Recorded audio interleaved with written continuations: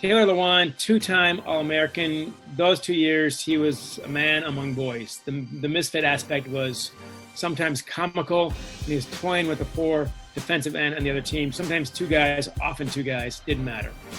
Starting with his personality, you could tell a toughness about him, but he was very engaging. You could tell he was very smart.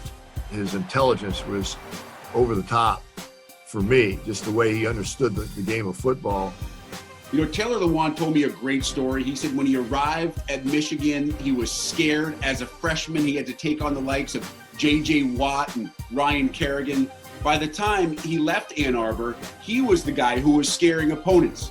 He was an overpowering All-American, but I just remember him being the latest in the line of nasty Michigan offensive linemen, whether it was John Jansen, whether it was Jake Long, whether it was guys that held that position and just took so much pride in playing that spot, protecting Michigan's quarterback, and also being the offensive lineman that defensive lineman never wanted to go against. I'm going to show you why Taylor Lewan's going to be a #1 draft pick. When you have an offensive tackle that could run like that. For offensive linemen, you want a guy who is going to be really, really nasty. You take out everything else.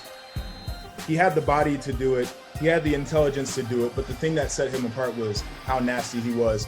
And when we would game plan against these cats, our coaches would just throw up a tape. And it would be him pummeling guys into the ground. It would be him, giving maybe a little bit of a forearm at the end of the play and showing that you had to bring your big boy pants when you were going up against Taylor Lewan. And it's really impressive to be able to take that intensity. As a big guy, you get tired.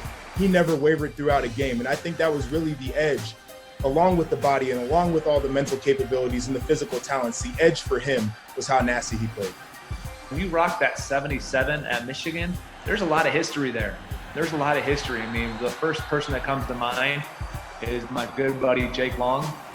We played together with the Rams, and then I think of Taylor Lewan. And when you think of those kind of players, and really you have to understand when you select that number that it's going to carry some weight. And then to go out there and perform and be a 2-time Big Ten Offensive Lineman of the Year, an All-American, and do that up there in Ann Arbor, I believe that's a special thing.